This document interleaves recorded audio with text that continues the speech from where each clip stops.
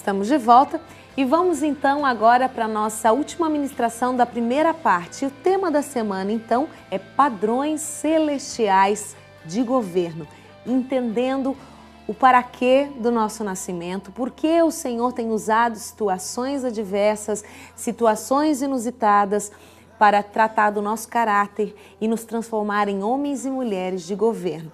Nós lemos ontem lá no capítulo 1 de Daniel e nós vamos ler hoje lá no capítulo 6 de Daniel, versículos 1 a 4. Vamos ler lá. Diz bem assim, é sobre Daniel na cova dos leões. Pareceu bem a Dario constituir sobre o reino a 120 sátrapas, acertei a palavra agora, que estivessem por todo o reino. E sobre eles 3 presidentes, dos quais Daniel era um, aos quais estes sátrapas dessem conta para que o rei não sofresse dano. Então, o mesmo Daniel se distinguiu destes presidentes e sátrapas, porque nele havia um espírito excelente. E o rei pensava em estabelecê-lo sobre todo o reino. Então, os presidentes e sátrapas procuravam ocasião para acusar a Daniel a respeito do reino, mas não puderam achá-la, nem culpa alguma, porque ele era fiel e não se achava nele nenhum erro nem culpa. Então a nossa palavra do dia seguindo é Daniel, um formador de opinião. E nós estudamos ontem a respeito de Daniel, Misael, Azarias, Sadraque, Mesaque e Abednego, né? Eu confundo os nomes babilônicos ali, que a gente lê tanto que acaba confundindo os nomes. Então, Daniel, Sadraque, Mesaque e Abednego, que eram os nomes judeus, né? Os nomes hebreus deles. E eles decidiram não se contaminar. E algo importante, por que não se contaminar? Porque as iguarias do rei, meu querido, não era simplesmente comer uma comida. As iguarias do rei, elas eram consagradas aos deuses pagãos babilônicos. Então, a partir do momento que eles comessem daquelas comidas, eles estavam automaticamente prestando culto àqueles deuses pagãos babilônicos. E a partir do momento que eles decidiram não se contaminar, eles não estavam contaminando a sua alma e o seu espírito com ofertas de manjares a deuses pagãos. Por essa razão, o Senhor era com eles. Mas porque havia um propósito muito maior na vinda de Daniel e aqueles 3 homens. Nós soubemos que eles foram lançados na cova, foi aquecido 7 vezes mais. Aqueles que estavam fora aquecendo a fornalha morreram queimados. Porém, Daniel, Sadraque, Mesaque e Abednego, que estavam lá dentro da fornalha de fogo ardente, não se queimou sequer um fio do seu cabelo. E ainda mais um ser caminhava com eles dentro da fornalha de fogo ardente.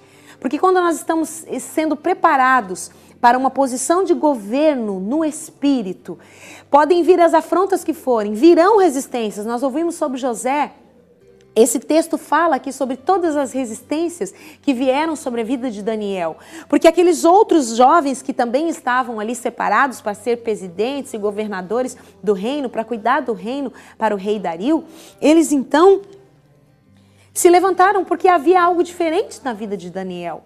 E quando nós temos algo diferente, nós atrairemos para nós tanto pessoas que querem ter a bênção que nós temos, que querem ser aquilo que nós conquistamos do Senhor, como também opositores que se levantarão para abortar o propósito de Deus na nossa vida. Mas Deus é soberano. E em todas as situações, Deus deu livramento, porque Deus tinha algo lá na frente para a vida daqueles homens. E assim foi com Daniel. Então esses homens que sabiam que havia algo diferente na vida deles. Eles sentiam e viam, você pode ler todo o capítulo 6 aqui, você vai entender.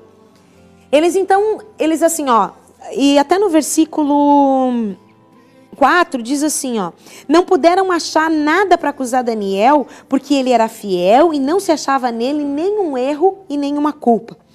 E daí eles vão à frente e eles falam no capítulo 5 assim, ó, disseram, pois, estes homens, nunca acharemos ocasião alguma para acusar a este Daniel, se não a procurarmos contra ele na lei do seu Deus.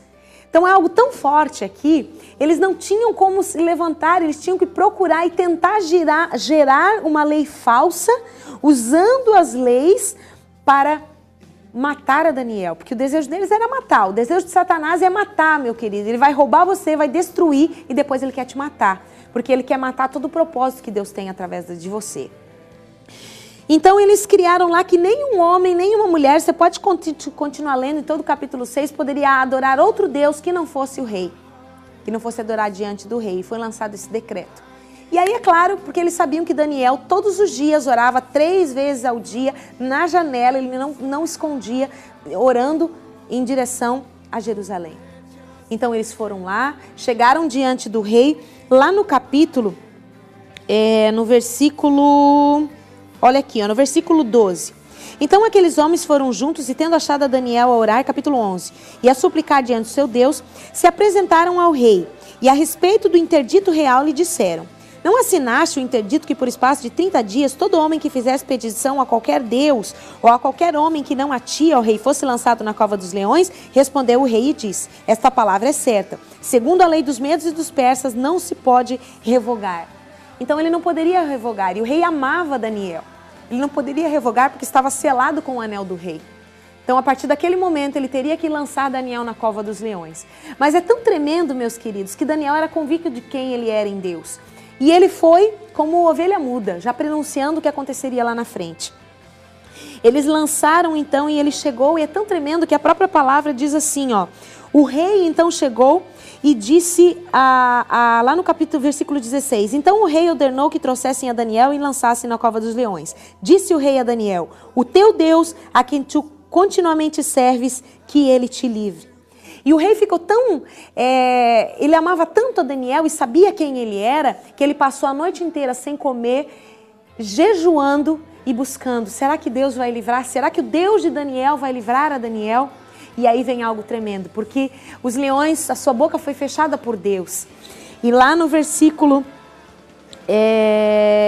olha só, de manhã o rei foi correndo, no versículo 20, e disse assim: será que que o teu Deus, a quem tu continuamente serves, pode ter te livrado dos leões? Então Daniel grita lá de baixo: ó rei, vive eternamente. O meu Deus enviou o seu anjo e fechou a boca dos leões. Então é algo tão tremendo, porque quando você tem uma moral ilibada, Deus vai livrar você e Ele vai usar isso para se estabelecer como governador nessa terra. Porque foi tão tremendo, porque a partir daquele momento, Daniel foi estabelecido como governador sobre toda a terra aonde ele estava inserido, sobre todo o reino persa, sobre todo o reinado de Ciro e Dario. E também, meus queridos, ele foi o Deus, lá no versículo, olha só, versículo 26, faça um decreto, o rei falando, pelo qual em todo o domínio do meu reino os homens temam e temam perante o Deus de Daniel, porque ele é o Deus vivo e que permanece para sempre. O seu reino não será destruído, o seu domínio não terá fim. Ele livra e salva, faz sinais e maravilhas no céu e na terra. Foi ele quem livrou a Daniel do poder dos leões. Daniel, pois, prosperou no reinado de Dario e no reinado de Ciro, o persa. Deus transformou completamente, estabeleceu ele na posição de governo para o qual ele foi levado para o reino babilônico. Então talvez você está na posição de Daniel hoje. Você está sendo levado cativo numa situação, mas entenda que o Senhor está moldando você para uma posição de governo. Chamando você, meu querido, para que você possa então dar livramento. Aqueles homens que se levantaram contra eles então, por terem levantado falso testemunho contra a vida de Daniel, foram lançados naquela cova. E antes mesmo no ar, aqueles leões já pularam e já estraçalharam ele. Satanás será estraçalhado e todas as suas artimanhas contra o propósito de Deus na sua vida serão completamente destruídas. É isso que eu profetizo sobre a sua vida, profetizo sobre o seu coração. Essa é um decreto divino nessa manhã. A boca dos leões está sendo fechada e o Senhor vai te tirar dessa cova muito mais moldada e vai estabelecer uma posição de governo espiritual através da sua vida. Foi para isso que você nasceu. Eu quero agradecer muito a Deus por esta semana. Semana que vem nós vamos meditar na vida de Esther e na vida de Neemias, entendendo um pouquinho mais sobre os padrões do céu para exercermos governo nessa terra. Segundo Deus, nós somos chamados para sermos resgatadores desse tempo, porque Ele vem. Dentro de pouco tempo, muito menos do que podemos imaginar, Ele está vindo. E Ele está vindo para buscar aqueles que nós vamos resgatar da morte eterna, em nome de Jesus Cristo, Senhor. Muito obrigado, meus queridos, por termos estado juntos nessa manhã. E eu quero só deixar um recadinho. Olha só que coisa linda. Eu estou usando nessa manhã um sapatinho lindo aqui, que já está aí na promoção, já está aí, melhor dizendo, tem promoção lá na Divina Calçados. E também já é a coleção nova de primavera. Gente, meninas, minhas queridas amigas, maridões, namorados que querem dar um presente aí, Rua Uruguai 45, ali na Divina Calçados. E também roupas lindas e maravilhosas da minha amiga Kátia Monteiro. Eu estou toda vestida de Kátia Monteiro nessa manhã. Olha só que lindo, vou até abrir aqui para mostrar essa blusinha de... Eu quero abrir, estou fazendo feia aqui, olha só. Toda de paetê, muito linda, bordada. Esse blazerzinho branco aqui que eu botei em homenagem ao meu amigo Dolásio Santos nessa manhã, coisa linda. E também essa calça aqui básica, maravilhosa. Olha só, minha gente, um beijo no coração da minha querida amiga Kátia. Procure ela no endereço que está passando aí na sua tela. Ligue para ela, ela pode te atender lá na sua casa. Um lindo final de semana, eu declaro sobre a sua vida. Colorido como a minha blusa que está aqui nesta manhã. Seja convicto, você foi chamado para exercer governo de Deus nessa terra. Seja um resgatador.